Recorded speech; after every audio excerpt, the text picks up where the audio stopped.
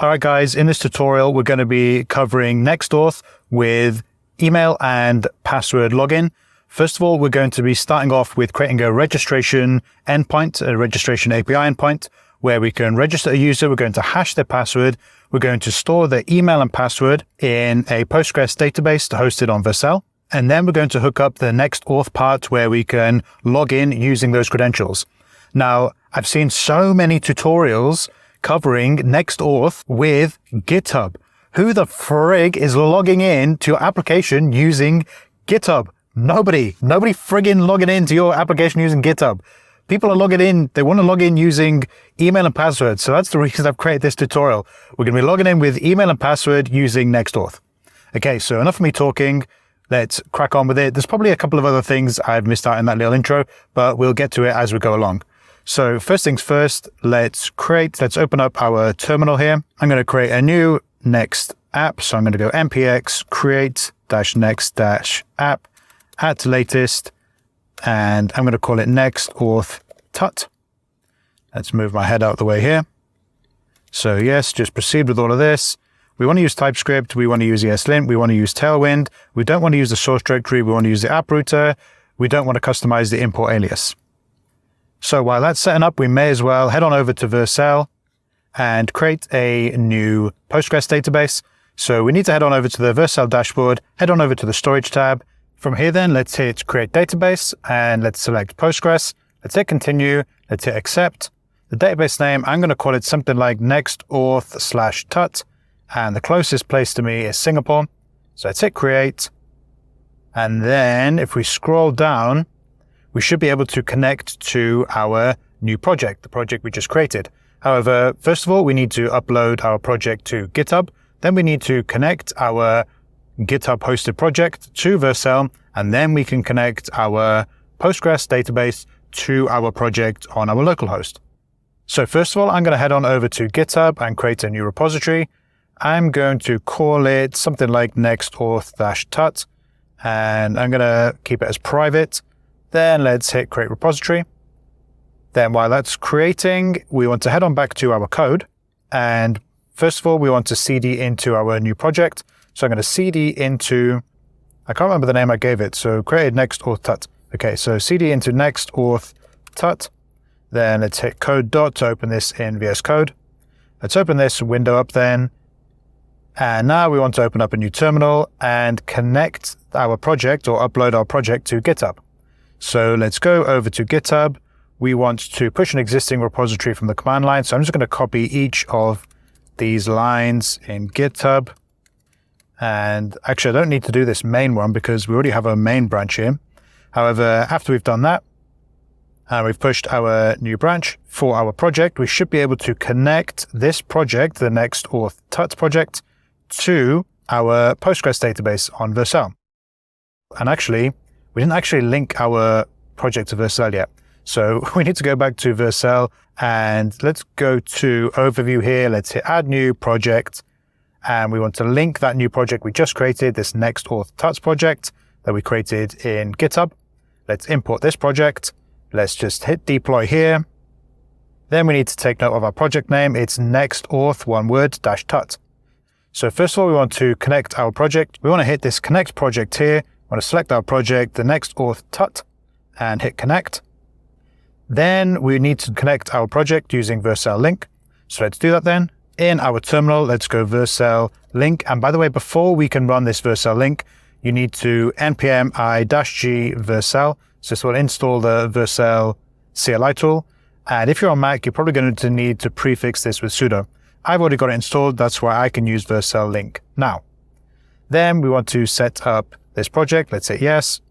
I'm going to select my organization here. Link to an existing project. Yes. What's the name of your existing project? We called it next-auth-tut. So now we've got our project linked. Then back in vercel, we don't need to wait for this to deploy. We can hit back here. Then we want to go back to our dashboard and storage and next-auth-tut Postgres database. Then we want to go over to getting started here, and we want to vercel env pull, and we want to pull all the environment variables that vercel creates for this project, and we want to clone them to our local machine within the file .env.development.local. So let's go ahead and copy this command here.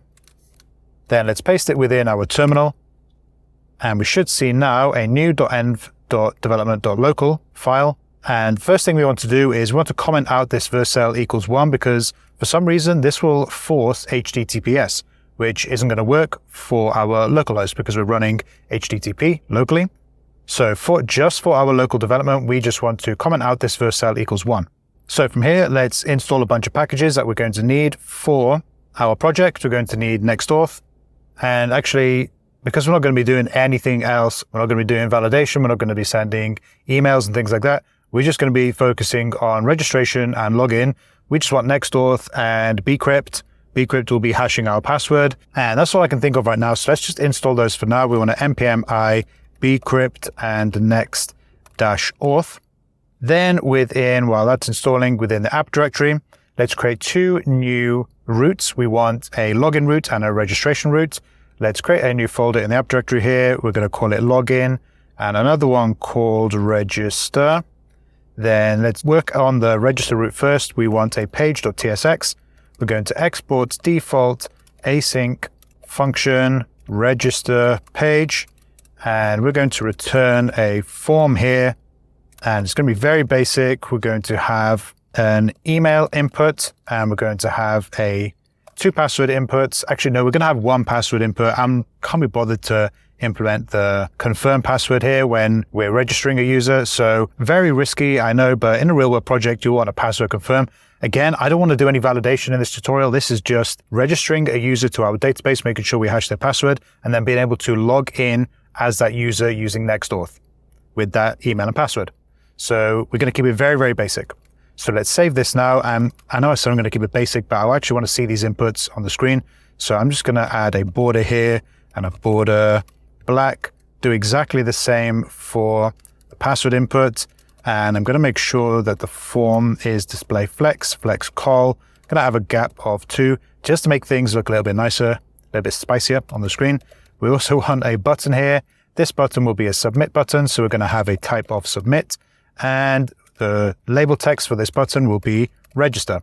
So then let's save this now. Let's npm run dev in the terminal and open up our project in localhost 3000.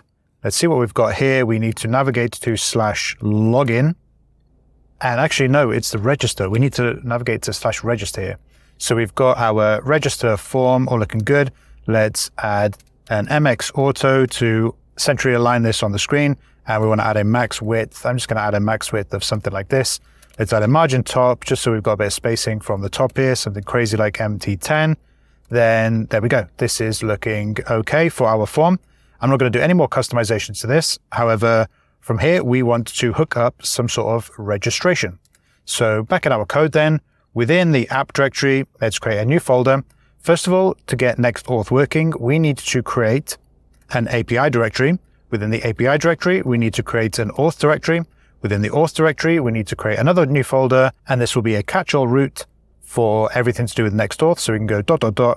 next-auth, and it's really important that the A in auth is lowercase here. I've made the mistake so many times to have next-auth with a capital A and it hasn't friggin' worked. I don't know why it's not working, and it's because of this friggin' little bugger here, the lowercase a, so it needs to be next-auth or lowercase. Then we need to create a new file in here called root.ts. Now this is going to be our API route for everything to do with next-auth. So all we need to do to get everything set up with next-auth, so next-auth is going to take care of the JWT tokens, it's going to take care of the CSRF tokens, so we don't have to deal with anything to do with the auth on that side of things. Obviously, we're just storing a username and password. Next-auth is going to handle the authentication of everything for us. So in our root.ts, what we need to do is to set up next-auth, we need to import next-auth from next-auth/next, and actually not /next, just from next-auth. We need to create a const handler and set this equal to next-auth. And this next-auth function takes a bunch of options, and it's within here, these options, that we want to set up our next-auth. So obviously we want next-auth to be able to cater for login with email and password. Now, if we head on over to the next-auth docs, we can see we have here a bunch of, if we scroll down, it's this particular section here. This is the bare minimum setup that we need. So we need to import the credentials provider from next-auth providers credentials, and we need to add pretty much this snippet here. This is the setup we're going to need for our credentials provider. And you may see at the top here that we have a danger. The functionality provided for credentials-based authentication is intentionally limited to discourage use of passwords due to the inherent security risks associated with them and the additional complexity associated with supporting usernames and passwords. You know what? I like to live my life dangerously. I also like to live dangerously. With that said, let's crack on and ignore this danger message. So back in our code then, what we want to do is, actually first of all, let's copy the import credentials provider here. So we want to import credentials provider from next-auth/providers/credentials. Then we need to pass a providers array to the next-auth options. And this is where we want to use the credentials provider. So we want to use credentials provider in here. And we want to set up a few basic things. What we need to do is first of all, pass a credentials object. And this is going to contain, in this example here, it's got username, but we want to specify an email. So we're going to have an email and password. And it's the email and password that's going to authenticate our users. We're going to check to see if those email and password combination is correct. So I'm just going to copy this authorize function as well. What this authorize function does is constructs the JWT token, and whatever we can return an ID, a name, email. I think there might be a couple of other things we can return that will make up the JWT token. However, we're just going to be returning the user ID and the user email because we're not going to have any name in this case. So we also want to copy this authorize function here.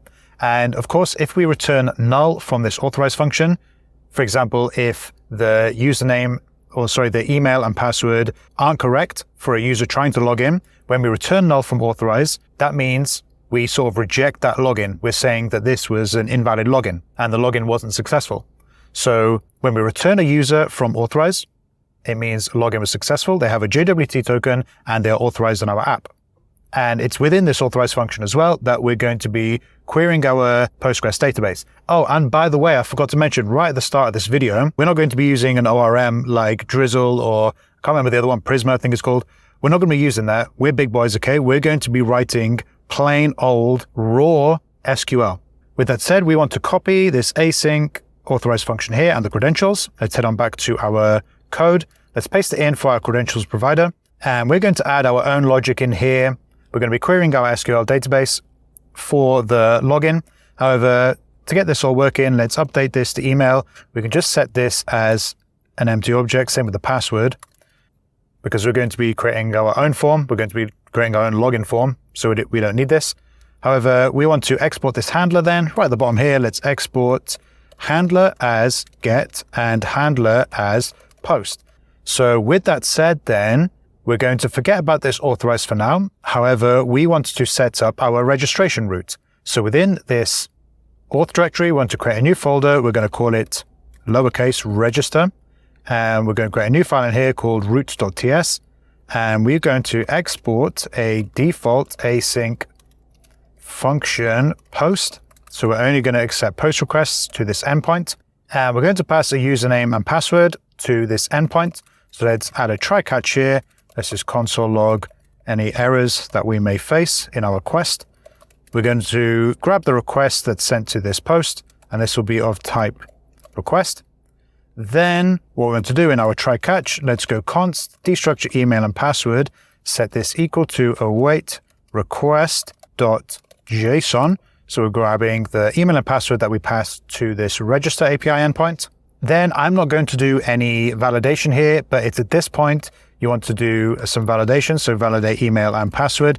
For example, make sure that the email is a valid email, make sure the password is minimum characters, or maybe you want your password to have a special character. And also, I want to point out as well that you can use a library like Zod or something like that. And Zod is a very, very popular library for things like validating data on the front end and back end. So I'm not going to be using any validation or things like that in this little tutorial. However, it's really important that you do include validation. I'm not going to use it. I just want to get to the next-auth side of things. So we're just going to skip over the validation for now. But with that said, let's console log first our email and password, just so we know this is all working and hooked up correctly. Then within our app and register page.tsx, what we can do is add an on submit handler. And let's go handle submit here. And what we want to do is go const handle submit, and this will be a function. This will be a form event. And of course, we need to import form event then from React at the top here. Then we want to go e.prevent default. And we want to grab the email and password that we input here. So to do that, let's go const form data and set this equal to new form data, passing in our e.target. And we're getting an error here, and that is because we need to pass to the form event an HTML form element. So we need to make sure that this is an HTML form element, and it should be e.currentTarget here instead of e.target. So that clears up that error. Then on our form data, we can use the .get function to grab our email and password from each of our inputs. So what we want to do as well is we're going to hit our new register API endpoint. So here, let's go const response and set this equal to await fetch. And because we're using await here, we need to turn this into an asynchronous function. And we want to hit the API/auth/register endpoint. The method is going to be of type post.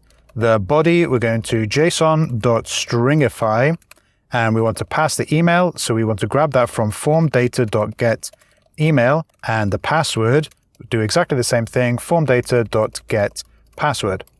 So let's save this. Let's go console log here, the response. And actually, I don't think we're going to get a response back because we're not returning anything. However, we should see in our terminal logs the email and password being logged. So first of all, let's head on back to the browser. And we're getting this error here, and that is because we've got a bunch of browser-specific logic, or only logic that the browser can handle, within a server component. So what we need to do is, either at the top of this file here, we need to add a use client directive, and then we need to remove the asynchronous function here and just have a normal function. However, I'm going to show you as well, if the user is logged in, we're just going to redirect them. If they try and access the register page, we'll redirect them to the home page, for example, if they're already logged in. So a logged in user can never access the register page or the login page. So with that said, we need to make sure that the register page is a server component, but we're going to create a child component, which will just handle all the form logic. So within our register page, let's create form.tsx in here. And we're just going to move all of our markup into this form, and it's going to be a client component, so we need to use client at the top here. Then let's export default function form. We're going to return that markup that we just copied, and we're going to copy as well. We need to cut all this, the handle submit logic, and in our form component then, let's paste it all in there. That all should work now then, and we need to import this form event type at the top here from React. Then in our page.tsx, let's remove this form markup, but we want to render our form, which we need to import at the top here from ./form. Let's remove this form event import. And then in form.tsx, okay, great, we've got our use client directive. Back in our browser then, everything should be working fine. So let's see what happens then if we type in a username and password. And it looks like my text color here is white. So let's fix this real quick. For our form on our inputs, let's add a text black. Do exactly the same for that password input, text black. So let's save this now and head on back to the browser. Let's type in an email. Okay, great. And a password. Let's hit register and let's see what happens. We should have some console logs within our terminal. It doesn't look like we have. So we've got detected default export in register root. So if we go to our API auth register root.ts, we don't want to export default async function. We want to just export a named function. We want to export post as a named export.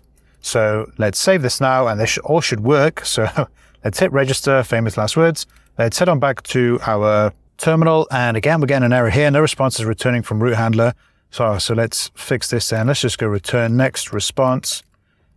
And we need to import next response at the top here from next/server. We're going to pass in next response.json, and let's just put message success, even though that's probably a lie. Then let's hit refresh in our browser. Again, let's add some dummy data in here. Let's hit register. And we got an email and password set to null on both of these. So it means we've got some issue with our logic. In our form.tsx, it's probably because in our form data here, looks like our form data is probably not set correctly, and that is because we're trying to grab email and password from our form, but our imports don't have any names. So we need to add a name to each of our inputs. We need to add an email name and a password name. So then we can grab using the .get on email and .get on password inputs. So now if we save this and take a look at the browser, again, let's hit register, and again, let's head on back to our code, and we can see we have our email and password all logging correctly from within. This is coming now from within our console log here within our register endpoint. So from here, we want to register this particular user to our database. We want to save our user to the database. We need to hash the password, but first of all, we need a users table in our database. So let's head on over to our browser then within Postgres in vercel. What we want to do is click on the data tab here, and let's create a query here. We want to create a new table. We're going to create a table called users, and we want to specify each data item. We want an ID, and this ID will be serial, and it's going to be our primary key. Then we want an email, and this will be a text data type, and we're going to have not null in here, exactly the same as password. Password will be text and not null. So if we hit run query then, and we're getting an error here, it's because I haven't added commas after each data item. So let's hit run query again. Let's head on to browse, and let's select our table, the users table, and there we go. We've got ID, email, and password. So now, because we've already connected our Postgres database from vercel to our project, what we can do is now save some data to our database. So first of all, we want to do is hash our password. So we want to import hash from bcrypt. And what we're going to do is we're getting an error here, and that is because it looks like bcrypt doesn't export any type definitions. So we want to npm i-save dev @type/bcrypt, and this should clear up that error. So while that's installing, what we want to do is create a const hashed password here and set this equal to await hash. And we want to pass our password in here and the number of salt or rounds, and we're just going to add a number of 10 in here with our hash password. And we've got our email. What we can do is save our new user to the database. So at the top here, we want to import SQL from @vercel, and actually we need to import, sorry, we don't need to import, we need to install this package. It doesn't look like we've installed this package. Let's go to getting started in vercel, and we will need to npm install @vercel/Postgres. So let's do that for our project. Then we should be able to import SQL at the top here from @vercel/Postgres.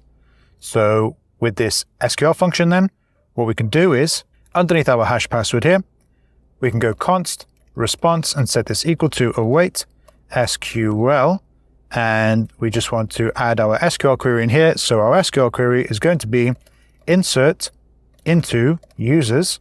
We don't need to specify the ID because we've specified that that is a serial data type, which Postgres then will auto increment the ID every time we add into this table. But we want to specify the email and password. And then we want to specify the values as email and hashed password. So if we save this now then, well, on our response, we should get how many rows were affected by this. However, we're just going to trust that this all worked correctly. We're not going to use this response. We're just going to npm run dev, and let's check to see that everything is saving to our database correctly. So I'm going to head on back to the browser. Let's hit refresh on our register page. And I'm going to add info@tomphil.co.uk in here. I'm going to add my test password. Let's hit register. Now, if we head on over to Postgres, over to the data tab, and let's select our users table, and there we go. We have our new user, we have our email address, and the hashed password. So from here, we just need to hook up some login logic, and all this login logic is going to be handled with next-auth.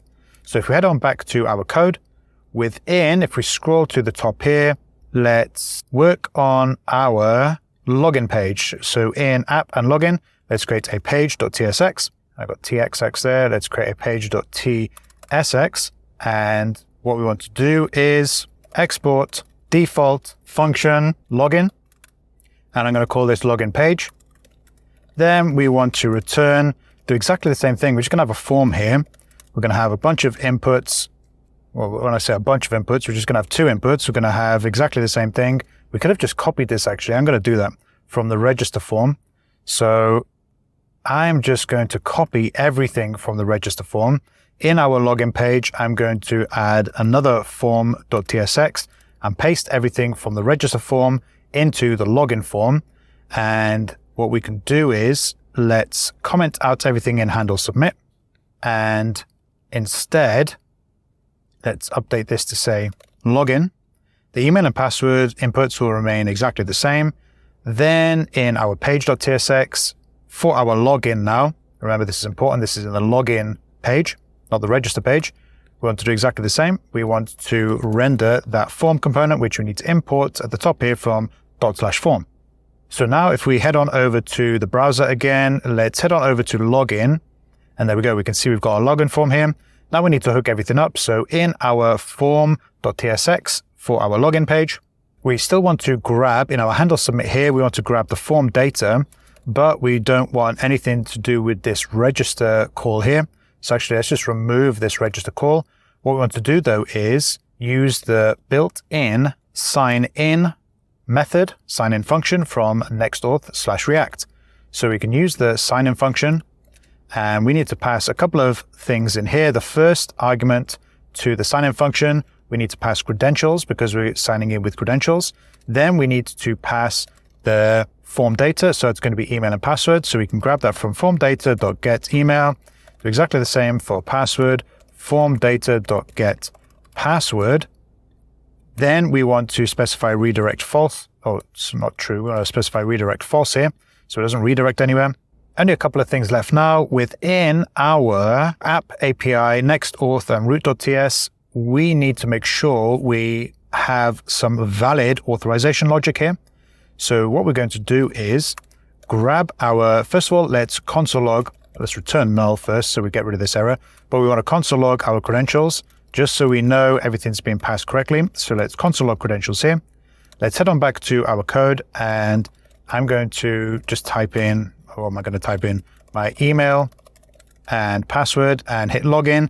Then we should be able to see within our terminal window, we should be able to see our credentials here.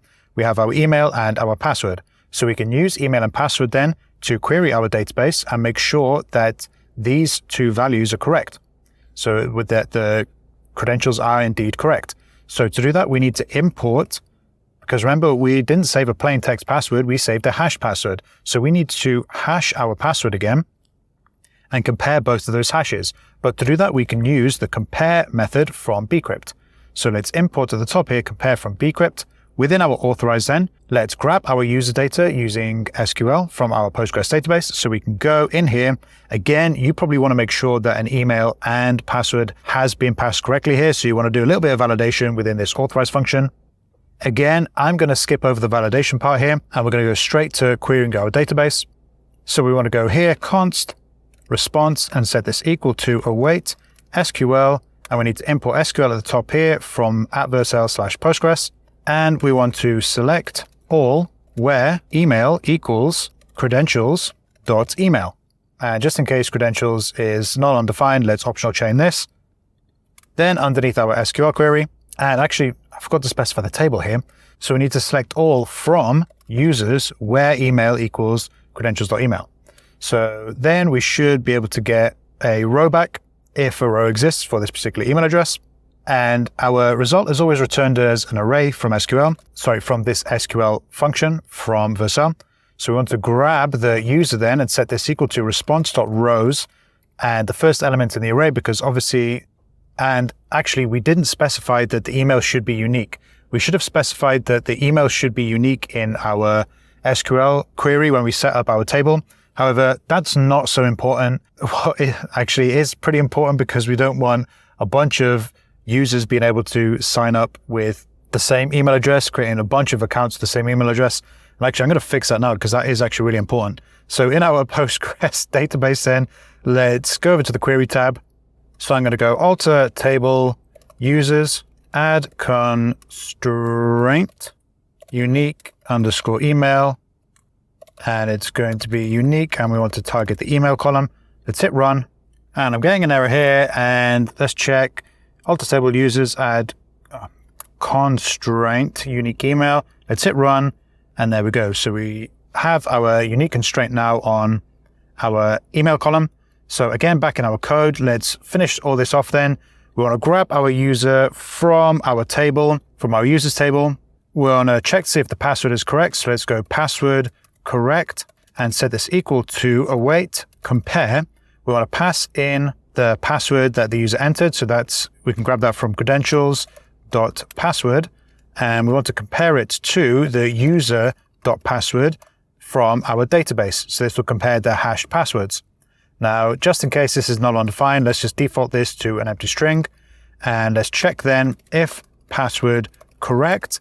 Then we want to return the ID of the user and the email address of the user, which will make up part of the JWT token.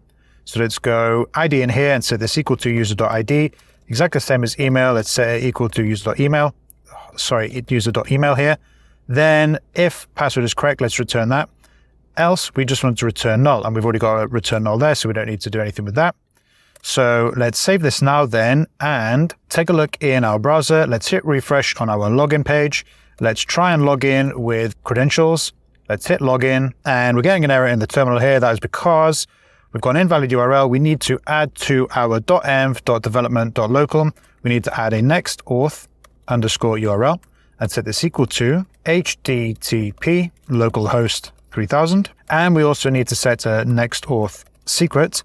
And we can generate a next-auth secret by using OpenSSL ran-base6432. And let's copy this value here. Let's paste it in as our next-auth secret. So now, actually, before we try this in the browser, there's one more thing we need to do, and that is in our auth, API auth, next-auth, and root.ts, we need to specify on our next-auth here above our providers, we need to add a session and strategy set equal to JWT. So now if we save this and in the terminal, let's run npm run dev. And we take a look at localhost 3000 again for our login page. Let's give it a refresh. Let's add some info in here. Let's hit login and head on back to the terminal. And ideally what we want to do is console log some things in our login form. So in our login form then, let's await this sign in. Let's go const response and set this equal to await sign in. Let's go console log then response, see what comes back as part of the response. Let's go to our root.ts for our authorize. Let's check out our authorize. So we've got here, if password correct, we check in await compare. And let's make sure that let's just console log here. Let's check to see if password is correct. Go console log password correct. Let's check this out. Let's hit login. Let's head on back to the terminal. So password correct is true, and we're logged in whenever we hit the sign in. So what we can do is then to check to see if this all works, within app and layout.tsx, we can import at the top here. Let's import get server session, and we need to import that from next-auth. Then we can use this get server session then within our root layout. Let's go const session and set this equal to await get server session. And we want to change this to an async function then. So let's go export default async function for the root layout. Then we can check to see if there is an active session. So within our body, let's create a nav tag above where we're rendering our children. And this is just going to be very, very simple. I'm just going to check to see if there's a session. If there's a session, I'm just going to render a link, which will have the text logout. Else, we'll have the text login. First of all, if there is a session, we're going to have a button, which will be the logout button. So in here, I'm just going to have a span. Again, you're going to want to style this however you want. However, I'm just going to have a logout here. Do exactly the same thing for if we don't have a session, it means the user is logged out. So we'll have a login button, but I'm going to use the link component here from next/link. And we need to import that right at the top here. We need to import link from next/link. And the href for this is just going to be /login. And then whenever we click the logout button, we're going to sign the user out. However, to be able to add an on-click handler, we need to turn this into a client component. So in our app directory here, let's create a new file called logout.tsx. We're going to export default function logout. And right at the top of this file as well, we need to use the use client directive. Then we just want to return our span that says logout. then add an onClick handler to our span. So let's add onClick here, and then we want to import the signout function from next-auth/react, and we just want to call that signout function whenever we click our logout button. So then in layout.tsx, we need to, instead of this span here, we want to render our logout button, which we need to import to the top here from ./logout. So if we save this now, before we take a look in the browser, within our login and form.tsx, whenever we successfully log in, ideally what we want to do is just redirect to the homepage. So first of all, let's check in our console in the browser what we're getting back on the response whenever we, first of all, enter an incorrect password and then enter a correct password. So let's head on back to the browser. For localhost 3000/login, let's give it a refresh. We can see we've got our logout button here. Because we're already logged in, let's click the logout button. And there we go. We can see because now we're logged out, we're rendering the login button. Of course, we're already on the login page, so let's navigate to the dashboard, the home page, and then if we click login, it should take us to the login page. Let's enter some credentials which are incorrect first. So I'm going to add an incorrect password in here, and then if we hit enter on that, we should see a response. Let's open up the response. We can see whenever we enter incorrect details, we have an error, so we have a credential sign-in error. However, when we enter a correct password, the error is null. So all we can do is check to see if there was an error. If there was an error, then we just send a message to the screen or render a message to the screen saying there was a login error. However, if error is null, we can successfully redirect to the homepage. So let's do that then. Let's implement that logic. Within our handle submit, we want to check to see if there is no response.error, i.e. our login was successful. We want to optional chain this response as well. So if there's no response.error, i.e. our login was successful, then we can redirect using the router. So in our form component, we need to import router, so we can use const router, set that equal to use router, but we need to import use router instead of from next/router, it needs to be from next/navigation. Then we can use in our if statement here, router.push, and we just want to navigate to the home page. And we're also going to need to use the router.refresh. So it refreshes the cache because Next13 has caching by default, and unfortunately the router also has a cache, so we need to just essentially refresh our page, which will also clear the router cache.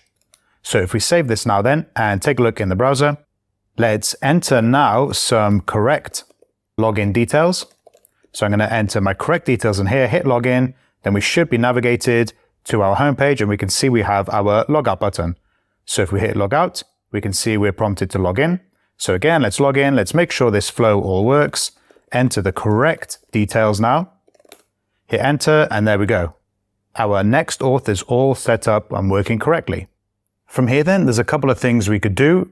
For example, ideally, when a user is logged in, we don't want them to be able to navigate to the login page because they're already logged in. Exactly the same as the register page. Ideally, we'll protect these routes. So if a user is logged in, they'll just be redirected to the home page, for example. Additionally, we want to protect routes the other way around. So if a user is logged out, then, for example, if we had a dashboard route, then the user won't be able to access this dashboard route until they're logged in. So first of all, let's hook up the login and register pages back in our code for our login page.tsx. At the top here, we want to change this first to an export default async function. And we want to do exactly the same. We want to go const session and set this equal to get server session. And we need to await this. Then all we need to do is check to see if there is a session. If there is a session, then we want to redirect to the home page. So here we can use the redirect from next/navigation. We need to import it at the top here. And we just want to redirect to /, i.e. the home page. Now let's copy all the logic we've got here for our login page and do exactly the same thing for our register page.tsx. All we need to do is copy and paste it at the top here. We need to import get server session from next-auth and redirect from next/navigation. So let's test this out then back in the browser. If we try and navigate to /login, we automatically get redirected to the homepage. And exactly the same for register, we automatically get redirected. Now let's do it the other way around. Let's first create a new route in our app. So let's create a dashboard root, and we need to create a new file in here called page.tsx. Let's export default function dashboard page, and let's return in here just a div that says private dashboard page. You need to be logged in to view this. So then let's check this out. First of all, in the browser, let's navigate to /dashboard, and we can see we've got our dashboard page here. However, if we hit logout, we should still be able to access this, which is not ideal. Ideally, we want to protect this dashboard page. So we can use middleware for this back in our code. In the roots directory of our project, let's create a new file called middleware.ts. And we want to export default from next-auth/middleware. And to protect our dashboard page, all we need to do is export a const config and set this equal to an object. We'll have a matcher key, which will be an array. And all we need to do is specify our root that we want to protect. So I'm just going to, obviously we've only got one that we want to protect here, it's the dashboard page. So we just need to protect /dashboard. So let's save this now and take a look in the browser. Let's give it a refresh on the dashboard page. And we may need to rerun npm run dev for these changes to be picked up by our middleware.ts. And actually, the reason the middleware isn't working is because I've just realized I've spelled middleware wrong. So let's rename our file here. This should be middleware, like so. And now if we give it a refresh on /dashboard, we should be redirected to, this is the sign-in page that next-auth provides out of the box for us. Ideally though, we want to navigate to the /login page. So we need to add some extra configuration in next-auth to be able to navigate to the /login page, i.e. our own login page.